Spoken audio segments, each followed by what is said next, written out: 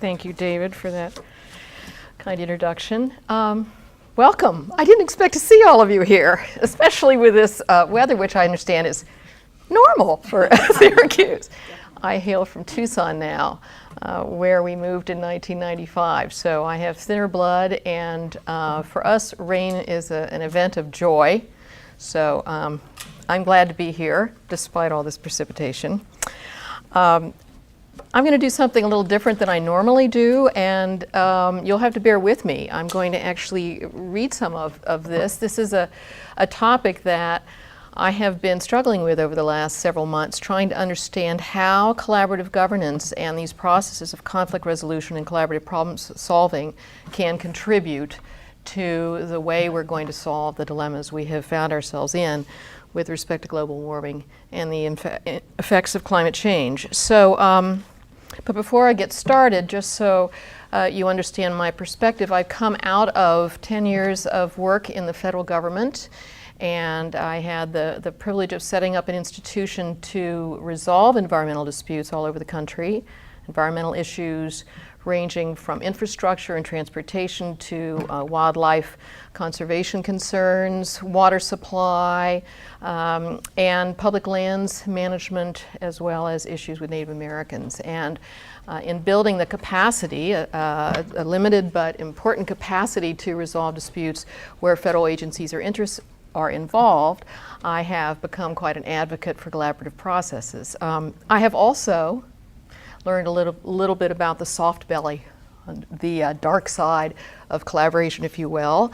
And I'm quite interested now in how we improve those processes. And my talk today is about the opportunity that climate change and other new assertions of federal power and authority provide us to reintegrate collaborative governance and central authority and the role of the state. I think that we need both a renewed centralized government working on these problems, and we need a governmental collaboration with the private sector and the civic sector as well. And I also think that we need to link those two better than they've been linked in the past.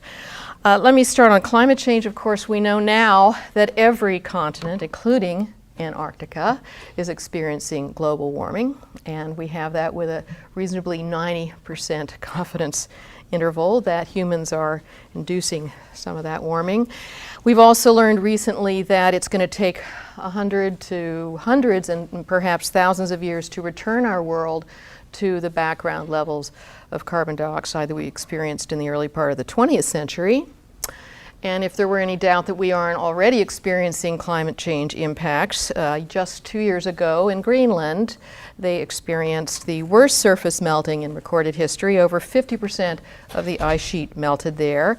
And where I live in the American Southwest in the last decade, it's been estimated that close to a third of our forests and woodlands have been affected by the ravages of fire and related insect infestations, attributed in large part to climate change and what is now our 12th, 13th year of drought in the Southwest. And as that drought continues in Arizona, for example, all our projections suggest that it will. Conservation biologists tell us that much of the Sonoran Desert flora, including the megaflora of our beloved saguaros, will be unable to survive the higher temperatures or the super hot fires that will be spread by invasive species like buffalo grass. The vulnerable fauna on our mountainous Sky Island regions are going to have a hard time adapting. They have very few survival options. They can't climb much higher up. And some wildlife biologists, and those who are such here in this room, may already know, it was new to me, of the research going on with respect to assisted colonization that will change entirely our view of what restoration of habitats will be. We'll be creating new habitats we think may be the kindly habitats for species that will not have anywhere else to go. Turning to water supply, for what is projected to be a doubling of Arizona's population by 2050, we are at the end of the pipeline for the diverted Colorado River water, already over-allocated among the 7 basin states and and yes, I guess Mexico. Need I say more?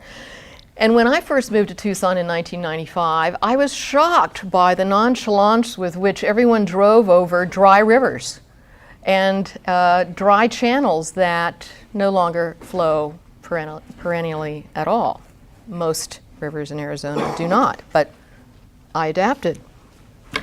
So these are concerning times, and we all have already started to adapt, but the news is not all bad. Indeed, I'm sure all of you listened to the inaugural speech and must have been pretty excited to hear the new President Obama finally and repeatedly acknowledge the need to address global warming.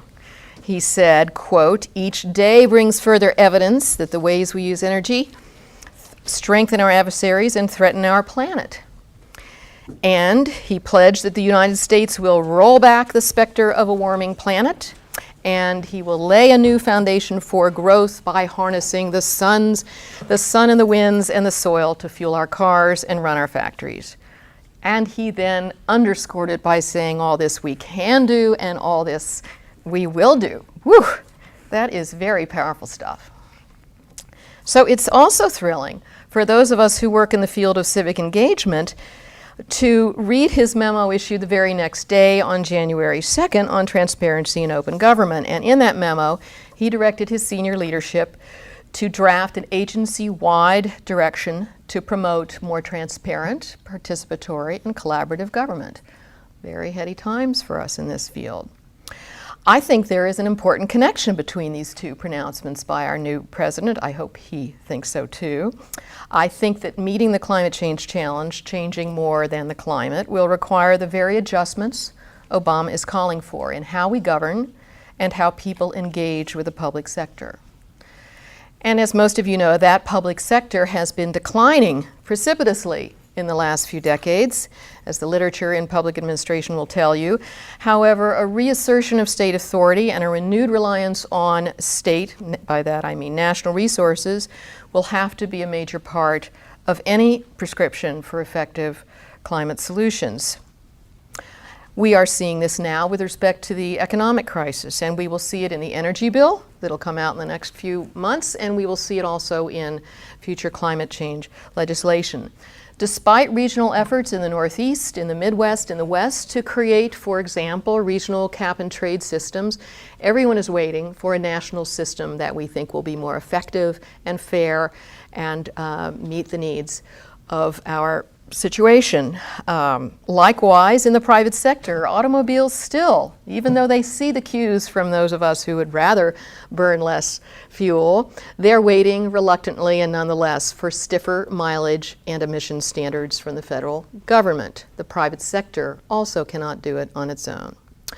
But bringing the state back in doesn't mean we won't still need to motivate broad-scale individual and collective action to transform our carbon-based economy and adapt to changing climate conditions. There remains an important role for collaborative governance to rebuild our confidence and trust in government and empower and inform the millions of choices that we'll have to make in our homes, at our workplaces, and in transit between the two, not to mention the enormous challenges facing us on how we're going to manage our natural resources. So I'm going to start with my take on the underlying objectives behind the array of policy proposals that are out there and just say a few basic things that I have slowed down enough to think about that create the linkages for me back to collaborative governance and then from governance back to federal action.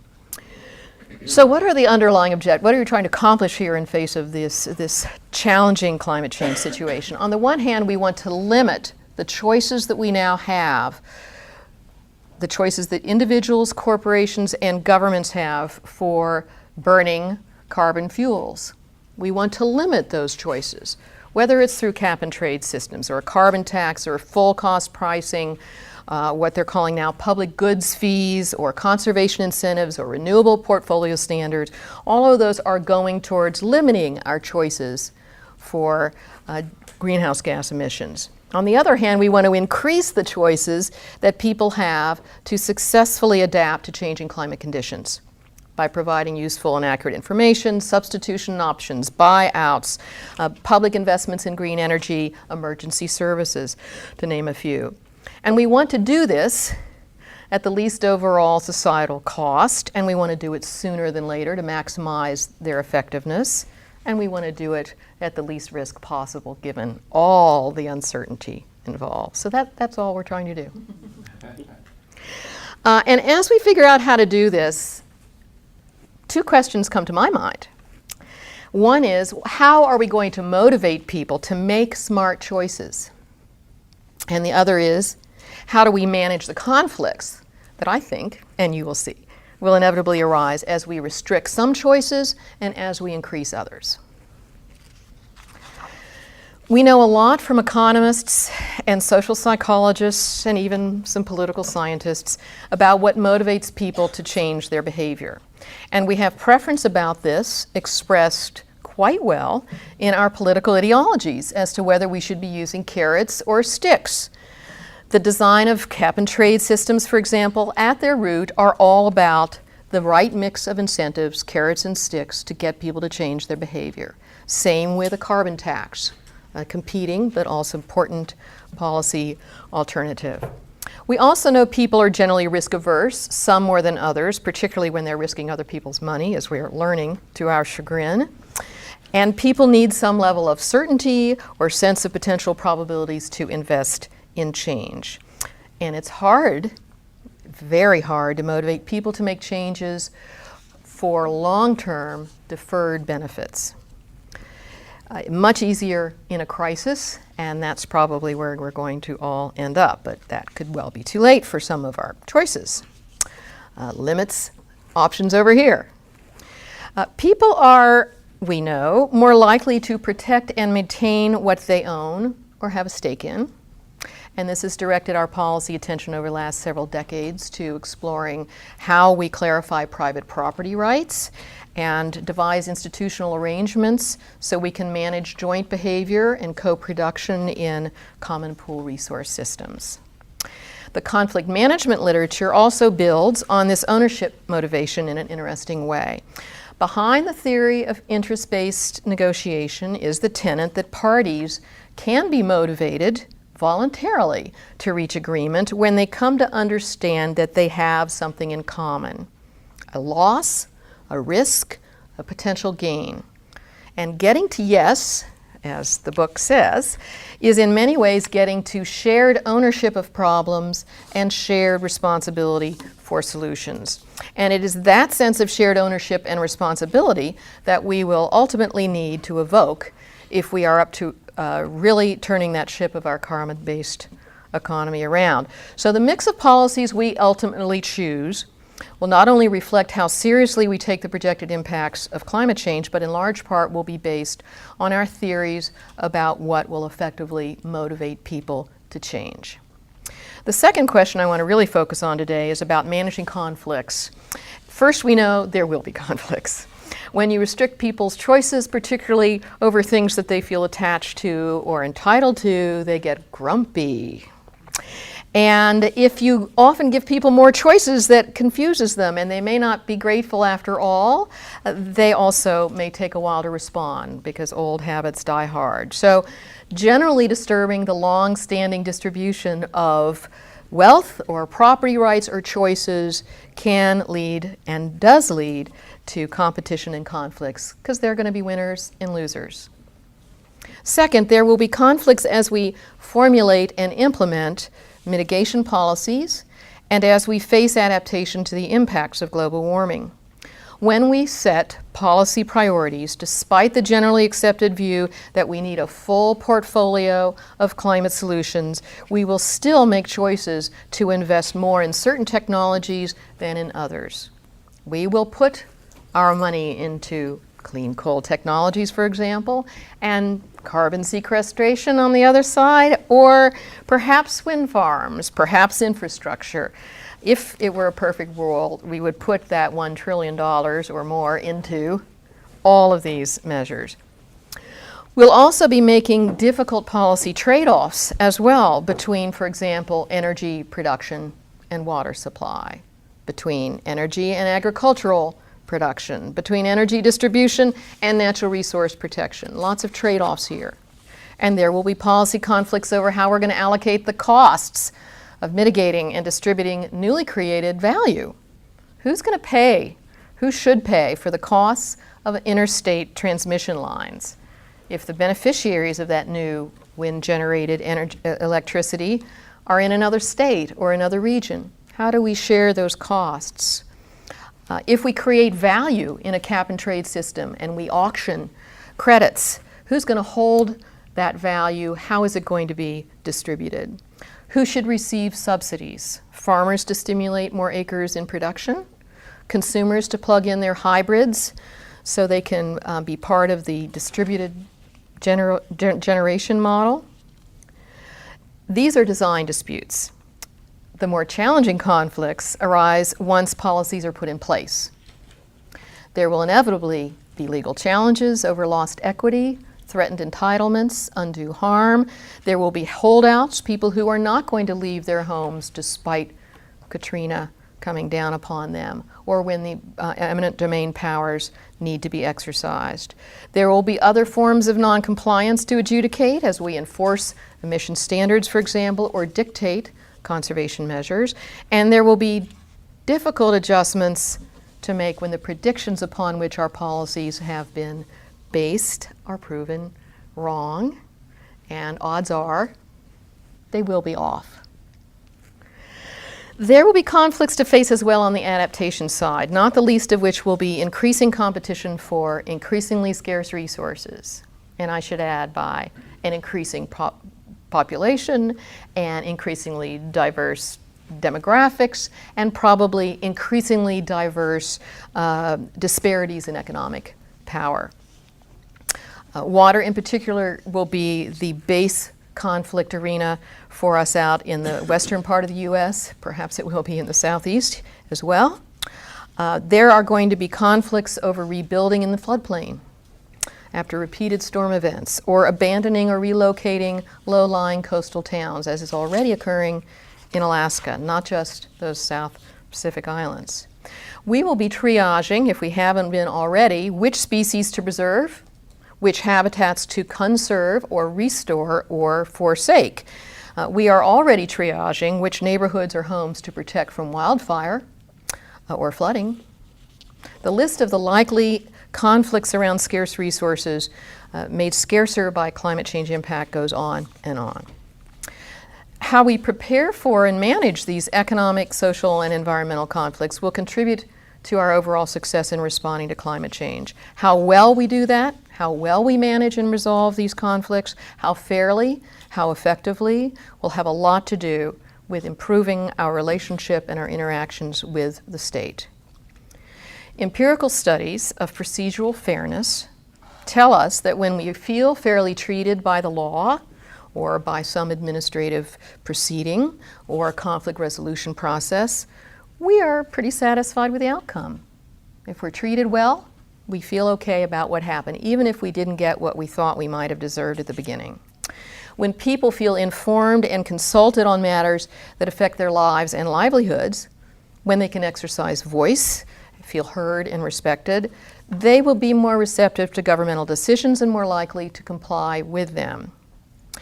If we are actively engaged in reaching agreements or solving problems that are important to us in a collaborative process, the research that I've been involved in back at the Institute into the workings of conflict resolution have found that not only are those agreements more likely to be reached, but the working relationships between the stakeholders and the agencies improve and trust improves. And then things can get done. So in a more open, participatory, and collaborative environment then, such as that called for by President Obama, the tough national policy decisions that will be needed to address the scope and magnitude of climate change will be better understood and more likely to motivate swift, broader, voluntary compliance. The adversarial attitudes toward the state and its exercise of authority, if nurtured, as it has been in the past, will only diminish the effectiveness of needed climate change policies. And given the polarization of climate change in particular in the past, there is a lot of remedial work that needs to be done. So let me Let me talk briefly about collaborative governance, because there may be some of you in here who are wondering, what do I mean? And you know, those who study this also are asking that very same question. Collaborative governance offers opportunity for this kind of engagement through public deliberation in a large public space, through improved coordination among public and private institutions, and through constructive conflict resolution. This is how I understand it. And we have been experimenting with collaborative governance over the last 15 to 20 years, trying to get it right in this country. And we've got terrific stories of stakeholder-driven processes on public lands, working on resource management issues. Many of you are familiar with them. We have excellent examples of how improved service delivery results from coordinated interagency management. Firefighting in the West, to bring us back to that example, works because of very strong coordination and collaboration between levels of government as well as with the private sector and private vendors. Emergency management can work well, all stories about Katrina aside. And we have some great successes in multi-party environmental conflict resolution that have forged agreements and have successfully implemented them. That said, we really are still trying to define what we mean by collaborative governance and how to demonstrate not only its effectiveness, but its reliability. Collaborative governance, I think, is fraught with indeterminacy, in part because it draws from many different theoretical traditions, from intergovernmental relations and network theory to negotiation theory, conflict resolution theory, to participatory democracy theory, in part because it takes so many forms, from deliberative dialogue to negotiated rulemaking, from civic engagement to court-ordered mediation. And in part, it's everywhere. We all collaborate, right? Who would admit that they are not collaborative when the situation calls for it? We collaborate at home, we collaborate at doing our homework assignments with our roommates in research teams, and what better illustration of collaboration than the Intergovernmental Panel on Climate Change? An extraordinary, international, extraordinary resource we now have, internationally based, and it's a Nobel Prize winner, so go figure. So as I review the literature and reflect on some of my own experiences in the last 20 years, to me, there are four basic elements of collaborative governance that I think can be applied across the range of contexts, purposes, theories, and policy arenas. And here they are. Number one, providing balanced, equitable, and voluntary representation of people and interests affected by the issue at hand. No surprise there. Creating conditions like transparency, coordination, rules, and capacity like resources and skills for people to engage constructively. Third, generating usable knowledge, drawing on and making accessible all relevant information to participants. And finally, using existing authorities and power, formal and informal, strategically to accomplish objectives and assure implementation.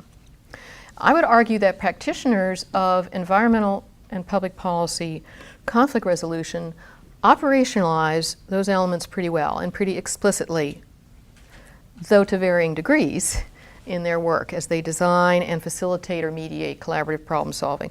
I'm not sure that these four elements are as explicitly referred to in the dialogic civic engagement area or in the intergovernmental networking literature or practice. I think they do apply and they should.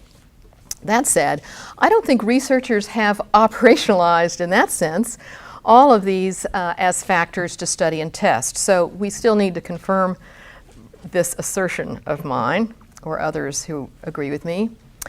And we're also in need of conceptualizing just how these four elements generate consequential decisions, actions, and impacts on the ground, something I am working on.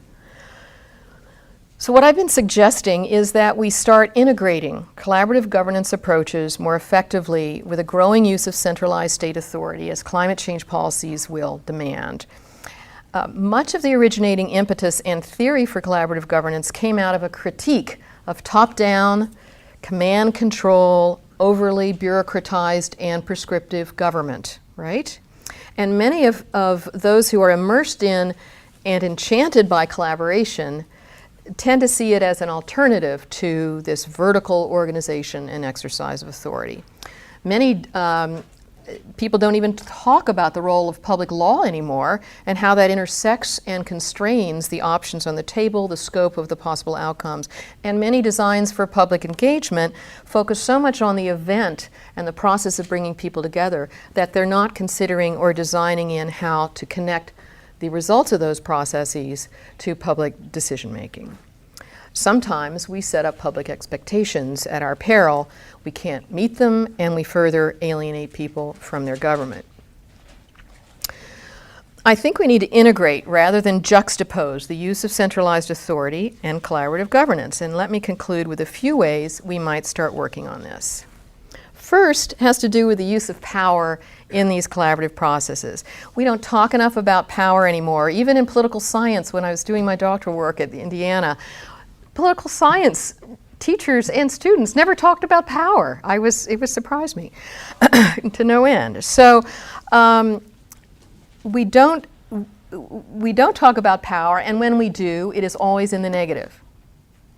We talk about, somebody's power hungry, right? Or they're on a power trip. Or yikes, she's not going to let go of her power, is she? Or let's level the playing field so Rosemary won't co-opt us, you know? What are we going to do about power? We've got to get rid of it or disperse it. It's a bad thing, okay? So in our rush to democratize our governance, in our reaction against formal authority structures, we aren't addressing the real use of power and authority as a positive force within and around, under and above collaborative processes. We have distinguished, for example, power-based conflict resolution techniques from rights-based conflict resolution techniques, from interest-based conflict resolution techniques, as if they could be separable. But we do live in a world where rights should be protected and where power is operating all the time and interests are colliding. So bringing power back into these processes, I might call it powering up collaboration, so to speak, might help us be more robust and more consequential in our collaborative governance work. So for example, we might include much stronger management of these processes with much stiffer deadlines, with penalties for not participating. This speaks to a talk I gave recently on the sacred cows of collaboration, where I was beating up on voluntarism as an assumption behind these processes. Power can be a good thing. It can push people to negotiate. It can push people to make deals. And it's very important to bring all that out on the table. We can get leaders to the table and exercise their power explicitly there, or we can get written commitments or memorandums of agreement that set forth protocols that leadership action will be taken as a consequence of a collaborative action. It might mean pushing conflict out and up into the open rather than suppressing it or leaving all that to the details for some poor city manager to have to unfold or live up to. This connects to some of my views on the role of leadership in collaborative processes. Public leaders really are the bridge between formal authorities and collaborative processes. They create the table, they can sit at the table, they can choose the other people at the table, or they can offer a way by which membership is derived at the table. They can assert their decision-making power where it's needed. They can empower the group to choose their own decision roles. They can dictate the scope, or they can turn it into mush. They can lend their credibility to the process, and they can get credibility back from a collaborative process.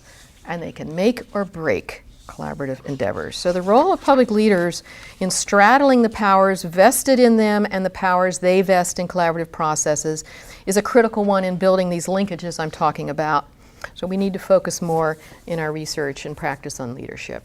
The next suggestion, there are lots of opportunities within our current laws and regulatory frameworks to foster and authorize collaborative work. We are just not taking full advantage of them. Not to say we couldn't use more, but we really could optimize what we already have. I've worked on several reports with respect to the collaborative potential of our National Environmental Policy Act, and environmental review processes, and it's all there. Our National Environmental Policy Statement, Section 101, for those of you who are interested in that stuff, spells it right out there. But there are internal barriers that exist in different agencies and programs and discourage collaboration.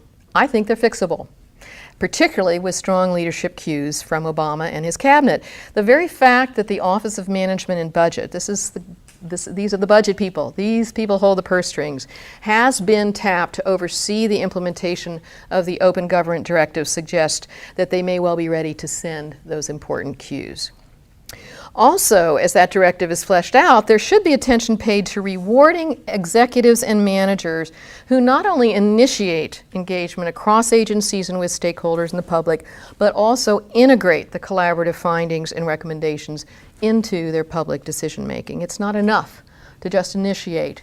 You have to make that commitment to follow through. Shared decision making, which is another way of talking about what I've just said, that's a pretty scary thing and a pretty frightening thing to bureaucrats, particularly to general counsels. And we do have a non-delegation doctrine to respect, if not hide behind, but we will need to demonstrate that collaborative, cross-jurisdictional efforts make a difference and indeed influence leaders and leadership decisions consistently if we're going to really link this governmental authority and collaborative engagement I'm proposing. A few more suggestions here. There's a lot of focus in this administration on new technologies for participation, and it's very exciting. And of course, it was used to terrific effect in the campaign. And they're quite interested in how to facilitate the gathering of citizen input through the internet and other tools. I'm not sure yet that they have reckoned with how to engage citizens with disparate views to work on complicated policy tasks together and with them. There will be commissions, there will be advisory committees, no doubt, but we need to start attending more to new institutional arrangements. For example, perhaps there are ways to build more networks to serve as conveners or coordinators of collaborative engagement. We have some out there already that could work on a sustained basis. Networks like the University Network for Collaborative Governance out of Portland State and the Policy Consensus Initiative. There are obviously networks of researchers doing climate change analysis, and there are networks linking climate action plans and programs at a local level.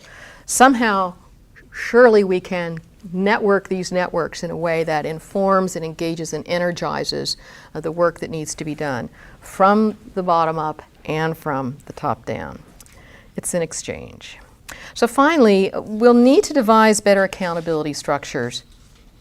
Of course we're going to have to do that for climate change. Of course we're going to have to need to monitor our emissions for no other reason than to know how to value and pay and buy and sell them. But we're going to also have to measure the effectiveness of our policy instruments because too much is at stake. So the rubber is going to hit the road here on performance and accountability in the climate change arena. But I'm also suggesting we need it more in the accountability of collaborative processes.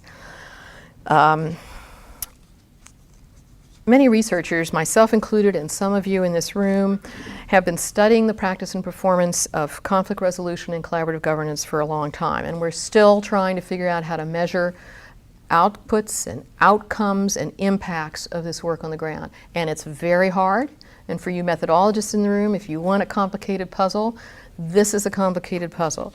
But we're going to have to do it somehow. We need to specify the factors that we should be investing in to do it better, and we need to learn how to scale up collaboration. We don't do a very good job of regional collaboration, for example, and in the restoration world, we have pumped millions of dollars into regional restoration projects. Everglades, for example, Chesapeake, another, Bay Delta, Glen Canyon Dam, the Colorado River, and we're still waiting for the positive returns that demonstrate change on the ground and improved environmental conditions. So the scaling up problem alone requires us to look more closely at accountability. So, returning to my rhetorical question posed in the title of this talk, can we change more than the climate? I certainly hope so. I think the evidence is in that we are already changing. that, of course, we don't know yet if we're going to change enough, and we don't know about those changes to know, in fact, what we should do, particularly as you downscale the science. But we have an opportunity, I think, with this imperative for climate change to make collaborative governance more robust and better integrated with the reasserted centralized state, perhaps craft some new model of integrated governance that will help guide us along the way. So I will close, and I'd love to talk with you more about this.